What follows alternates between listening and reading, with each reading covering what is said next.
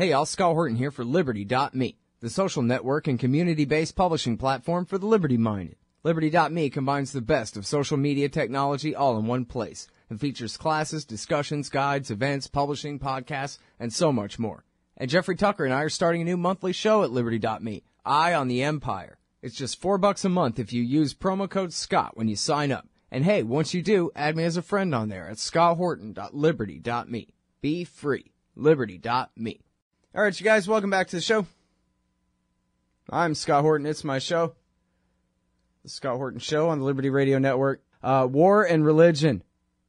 The Bible made me do it. That's one. That's at uns.com. The other is the Pope Rebukes Turkey and should challenge America and Israel by both by Phil Giraldi, former CIA officer and writer for the American Conservative. That's the last one there. And uns.com again. Welcome back to the show, Phil. How are you doing? I'm fine, Scott. How about you? I'm doing good. Oh, I forgot to say, Executive Director of the Council for the National Interest in Washington. Okay. So yeah, talk to me about the Pope here. The Pope rebukes Turkey, and that's over the old Ottoman genocide from right around this time 100 years ago. Is that right? Yeah, it's the centenary of the start of the genocide, and basically started in 1915 when the Russian imperial armies invaded eastern Turkey. And the Armenians, it was suspected at the time, or perhaps it was invented at the time, that they were siding with the invaders who were fellow Christians.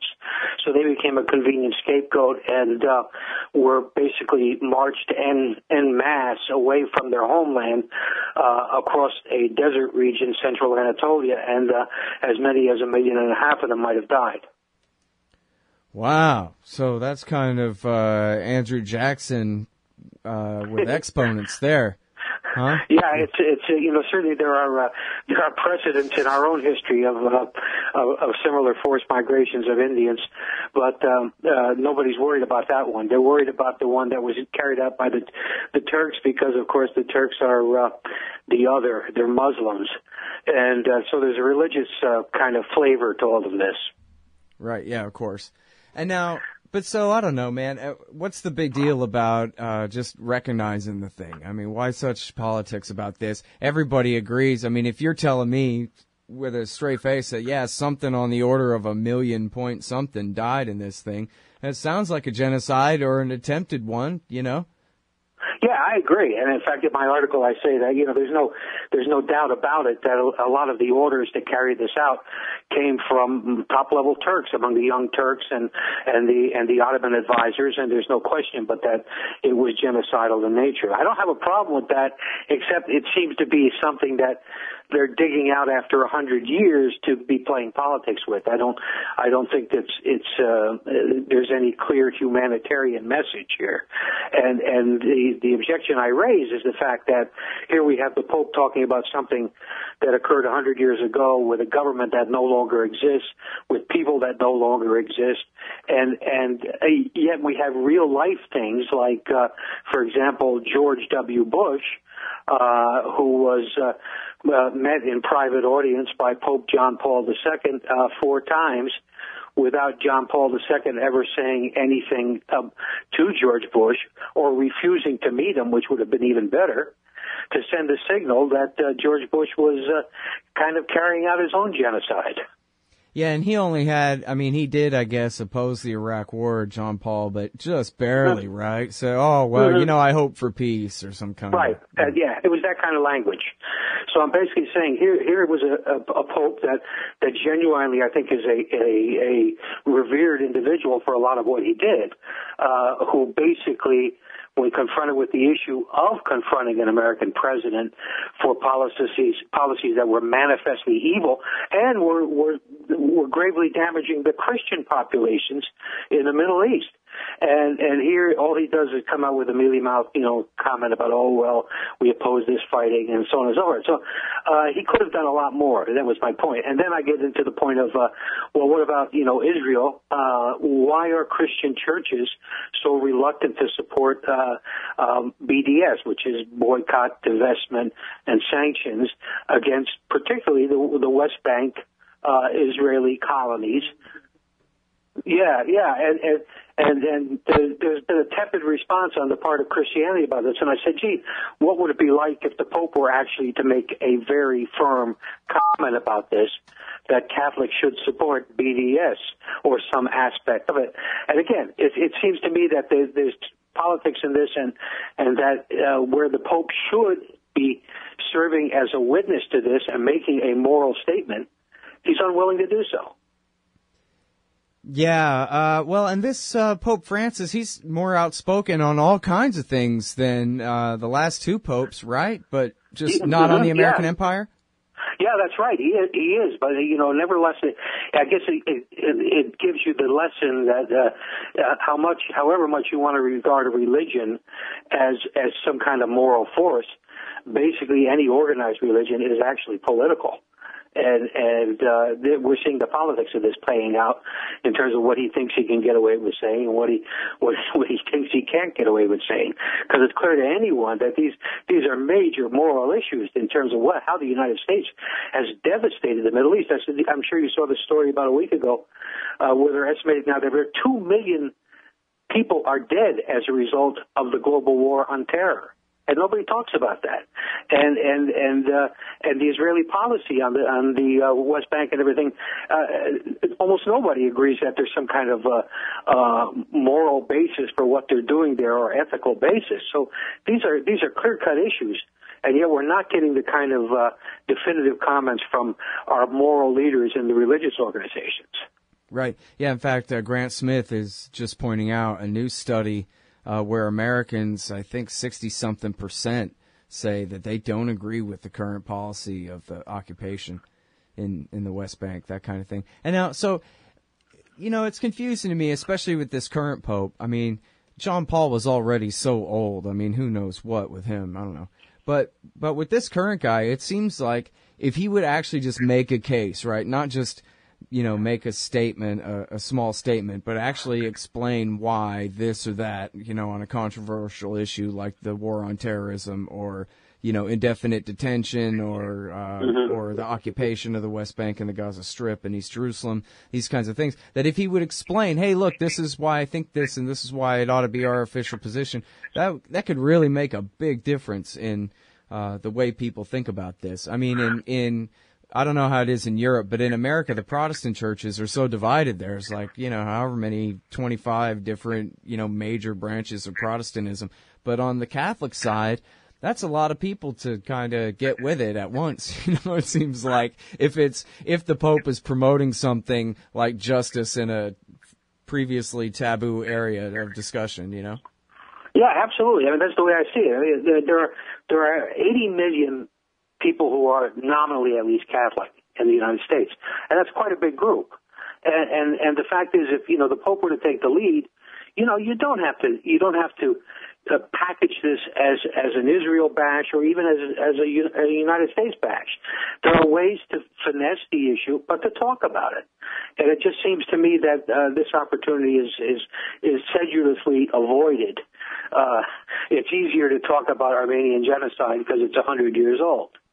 And besides, Turks are Muslims, so it's the kind of message that comes across to me that I think is totally inappropriate, and it's why probably personally I felt I haven't been very religious for a long time, but I personally felt a complete dissociation with the Catholic Church when Pope John Paul II met with George W. Bush. I said this is just a betrayal of every value that I was brought up with as a Catholic, and I still feel that way. Yeah, it really is unfortunate that again, just the opportunity wasted. It's like Rand Paul, right? All that could be done, but then it's the same frustration I feel when I listen to the radio. Tune in NPR or something, and it's just some nonsense, right? Like the most hard-hitting thing they'll talk about is promoting the next housing bubble or something. Whatever. It's just what a waste of bandwidth of you know what I mean? Of radio spectrum. It's like my wife has the tendency to watch a channel, CBS News in the morning, and they have what's his name, Rose. What's his first name? Oh, Charlie Rose, the PBS guy? Charlie Rose is the moderator or whatever. Oh, yeah. And he looks at you with his steely gaze and he says, "We're now about to have some real news." And they use that phrase every day. So obviously some kind of consultant told them that this is a phrase you have to use to impress upon the people that they're getting real news. And, of course, it's all bullshit. Yeah, it's just pictures of puppies. It's nonsense. Yeah, it's about what the Kardashians are doing, about some guy who survived after having his leg eaten by a shark. You know, that's real news. Yeah. Always with the sharks. Yeah. Sharks are the victims of our media. Yeah, you know, the whole summer. Does anything, he's in the news. Yeah, the whole summer of 2001, before the 9/11 attack, that was all I talked about was Gary Condit and the shark attacks, because there were a dozen. Yeah, absolutely. Yeah. All right. Well, anyway, so and now to the Protestant side of this. Actually, you know what? We're supposed to be on break, so hang tight with us. We'll be right back. Hey, Al Scott Horton here for The Future of Freedom, the monthly journal of the Future Freedom Foundation at fff.org/subscribe. Since 1989, FFF has been pushing an uncompromising moral and economic case for peace, individual liberty, and free markets. Sign up now for The Future Freedom, featuring founder and president Jacob Hornberger, as well as Sheldon Richmond, James Bovard, Anthony Gregory, Wendy McElroy, and many more. It's just $25 a year for the print edition, $15 per year to read it online. That's fff.org/subscribe. And tell them Scott sent you. All right, guys. Well, I don't know if you were hearing all that, but had some technical difficulties here, but it's all right. I got Phil Giraldi on the line. He's a former CIA officer. Now he runs the Council for the National Interest, and he writes for UNS.com and theamericanconservative.com. We're talking about how the Pope ought to denounce the empire. It's not like he would need to even hedge that much. It's pretty much all wrong and based on all lies. And I don't know about we can all just get along, but we could certainly get along a hell of a lot better than we are with the way things are going. I think anyone could agree. And then so you have this other piece that's sort of along these same lines, but in a different way. War and Religion, Don't Tell Me the Bible Made Me Do It, here at uns.com. And you start off here talking about Michelle Bachmann. And I got to admit, I'm a bit confused about the end times here, that she's saying that Barack Obama's refusal to kowtow to Israel is going to cause Jesus to come back, when I thought that we always had to kowtow to Israel in order to make Jesus come back was the whole scam here. So which is it, Phil? I don't know. I mean, she's a little bit confusing, actually. I mean, I also point out that she's apparently studied Islamic holy texts and has determined that the Muslims have ever since the beginning been wanting to invent or get a nuclear weapon. That means, since these texts date from the 7th century, that means that they've been doing it for 1,400 years. Maybe she studied under Daniel Pipes or Frank Gaffney or something. I suspect so. Yeah. Yeah, yeah, you're right. She's a bit confused. She also said in the interview that she was just really looking forward to the fact that all this dissing of Israel and this love fest by Obama with Islamic terrorists is going to bring back the second coming of Christ much sooner, and that's something that she's really happy about. She's yet another American politician who wants the world to end. Yeah. Well, at least she's optimistic either way, right? That if we're doing everything George Bush's way, that's helping to bring about the apocalypse. And if we do it Obama's way, then that's helping to bring about the apocalypse too, which is something that we can all look forward to. That's probably due to her experience as a politician. She's willing to look at both sides of the issue. And fortunately, they both come out her way. Oh, man. All right, so now... But listen, Michelle Bachmann, she's an easy target to use as a punching bag here. But does anyone agree with her, Phil, about any of this nonsense? Yeah, that's what the rest of my article goes on to describe, how apparently there are quite a lot of Michelle Bachmanns out there. Because if you look at various developments, the Republican Party, which of course pretty much moves in lockstep with both Israel and the Christian Zionists, is essentially dedicated clearly to go to war with Iran. So, I mean, this is the kind of consequence which probably a lot of Republican congressmen would not want to admit, or they don't really want that. They just want something, to chew on. But the fact is that ultimately this is where it's going to lead. And then there was an opinion poll, a Bloomberg opinion poll, which essentially said that roughly half of the U.S. population, very heavily weighted in terms of Republicans, and especially those who describe themselves as evangelical or born again, these people by large margins basically want the United States to defer to Israeli interests in terms of what the United States does in the Middle East. In other words, turn over our foreign policy to them is okay with them. That was a perfect bleep there with your phone there. It started with the F, and it could have been either one there, foreign or something else. Now, listen, it's not hyperbole, everybody. Wait, stop. I know that you're thinking, come on, Phil Giraldi, did they really say that? But that's really what they said was, quote, even if Israel's interests diverge from the United States, the Republicans said America should do what the Israelis want, not what's good for America. That's what they said. And admittedly, I pointed out that if you read the whole question, the whole question starts with Israel is our closest ally and friend and the only democracy in the Middle East, and then it goes into the question. So it's a loaded question the way it's set up. And I suspect if the question had been something different, like should the United States go to war against Iran because Israel wants us to, the response I think could have been quite different. Right. But the problem is that the U.S. public has been fed this steady diet of propaganda and nonsense for years and years and years now, and it really doesn't know what's going on and probably doesn't really care. But the fact is that, this kind of stuff is real dangerous, just like when you and I have talked in the past about the policy in the Ukraine and with Russia.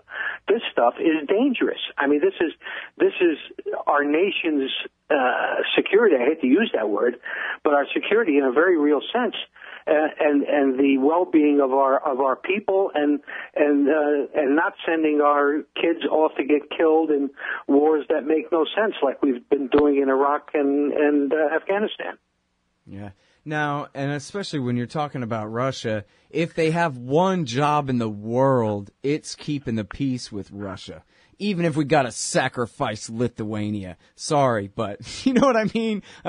If the Russians, if the next president after Putin decides to call himself something more dictatorial than president and decides he's going to retake the Baltics, according to the current treaty situation, we would be obliged to get into a nuclear war with them, even if it meant the death of every last Lithuanian, in order to make sure that they guaranteed their independence from Russia was guaranteed. And so, I mean, I have to be to phrase it that ruthless, because that's the actual stakes, the way that the empire has set it up. Yeah, that's right. And we have a lot of that to blame on Bill Clinton, who basically was the one that gave the green light to expanding into Eastern Europe, even after Gorbachev was promised that we wouldn't do that. And this has created this horrible situation where we're basically obligated to defend former parts of the Warsaw Pact against Russia. And Russia is the only country in the world that can destroy us. I mean, this is, if you wanted to write a fiction novel and use this as a theme, nobody would believe it. Yeah, it's funny because when I'm sure you read John Mearsheimer's piece about this in Foreign Affairs, and I interviewed him about it, and he said that, no, really, I know it might sound unbelievable. It's really all about interests and real things going on behind the scenes, but from his point of view, it was an academic exercise. Some academics believed that it's basically like just spreading the EU. You spread NATO too, and that keeps America's influence there, and it'll be fine, and the Russians won't mind. And it was basically, it all came down to some stupid paper some guy wrote or something that everybody decided they agreed with. And then it turned out that it was actually a bad idea. And that, it was basically as simple as that. Like, these guys basically thought all they were doing was, making sure that their golf club could stay on the dole for the longer term, or whatever, and that there would be no consequences. That was really the argument of Strobe Talbot, and then the Russians will never misconstrue this as some kind of threat to them. How could they ever, when we don't mean it that way at all? And so it makes me wonder whether that's actually true. Maybe that's actually true. That rather than, this much more, hardline neocon wish to someday dismantle Russia or do a color-coded revolution there, something like that, that the men who actually expanded NATO really were just a bunch of, guys with elbow patches and pipes and bright ideas, without not even considering what Lockheed wants necessarily or anything like that.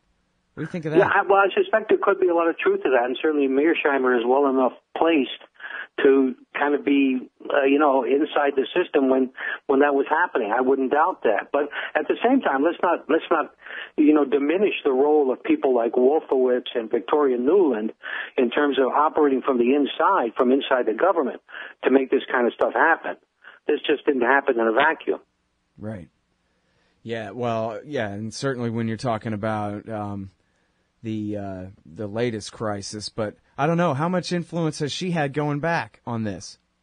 A lot. Well, she goes all the way back to Cheney. She was his foreign policy advisor. So we're talking, 2000. Oh yeah, no. So yes, somebody somebody ought to really look into that and see what was her role in Bush's Eastern European policy and NATO expansion, specifically like in 2008 when they held that meeting where they talked about bringing Ukraine into NATO and Georgia too. Yeah, and Georgia. I would suspect if we could get at the documents, which are probably classified, we would learn that a lot of these names are popping up here, there, and everywhere in terms of the discussions, in terms of the direction they should move in. I bet you. Yeah. Well, anyway, so I'm sorry I kept you over time here, but one more thing, I guess, would be back to the question of the religiosity and all this here. It's sort of the state religion is all mixed up in it, too. And it seems like the bottom line here, Phil, is that the truth doesn't matter at all. That Americans can just be made to believe that, war with Russia is inevitable. Or, the only solution to the Middle East is just to turn the whole place to glass. Or whatever kind of, bromides that people get subjected to time after time and year after year. That, none of it has to have anything to do with reality. Even Rand Paul says the enemy is radical Islam when we're right in the middle of a regional civil war within, a sectarian war within the Riyadh side and the Tehran side. But meanwhile, the enemy is all of them, even according to him. That's all anybody knows. And then if throw a little Jesus, come back, kind of magic on top and whatever. And that's enough to support any sort of policy that the Newlands and the rest of these idiots can make up for us, it seems like. Yeah, I agree with that. But to me, the scariest thing is the fact that you have this solid, wealthy, numerous, religious-oriented group that actually believes that the world should end, and sooner rather than later. And it's about time for the rest of us to stand up to this. I mean, we've had numerous Republican politicians who've taken the same position, although they don't quite verbalize it that way. But that's what they believe, and you've got this huge mass of Christians United for Israel and other evangelical groups that basically are on board of the same thing. This is what scares me. It's maybe time for the rest of us who don't want unnecessarily our world to end next week to stand up to them and expose them and talk about them. Yeah. Well, and the thing is, too, is it sounds so crazy. It sounds like maybe you're the crazy one or something, but no, really, they're there. And there's always indications here and there, Phil, and they don't ever get enough attention, but that our Air Force at the highest levels is run by these nuts, and including the Strategic Air Command, the guys with the bombers, the long-range nuclear bombers. Yep. And hey, I understand nobody wants to die alone, but damn, we got to all die? Yeah, I'm aware of the information about that, and as I'm sure you are. It's amazing. It's scary. It's beyond scary. Yep. All right, that's Phil Giraldi, everybody. He's at the Council for the National Interest, UNS.com, and the American Conservative magazine at theamericanconservative.com. Thanks again, Phil. Okay, Scott. So you're a libertarian, and you don't believe the propaganda about government awesomeness you were subjected to in 4th grade. You want real history and economics. Well, learn in your car from professors you can trust with Tom Woods' Liberty Classroom. And if you join through the Liberty Classroom link at scotthorton.org, we'll make a donation to support The Scott Horton Show. Liberty Classroom, the history and economics they didn't teach you. Hey, Al, Scott Horton here. It's always safe to say that one should keep at least some of your savings in precious metals as a hedge against inflation. And if this economy ever does heat back up and the banks start expanding credit, rising prices could make metals a very profitable bet. Since 1977, Robertson Roberts Brokerage Inc. has been helping people buy and sell gold, silver, platinum, and palladium, and they do it well. They're fast, reliable, and trusted for more than 35 years. And they take Bitcoin. Call Robertson Roberts at 1-800-874-9760 or stop by rrbi.co.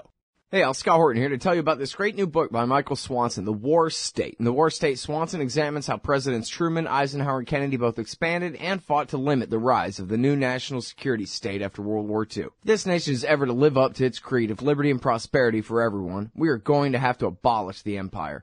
Know your enemy. Get The War State by Michael Swanson. It's available at your local bookstore or at Amazon.com in Kindle or in paperback. Just click the book in the right margin at scotthorton.org or thewarstate.com.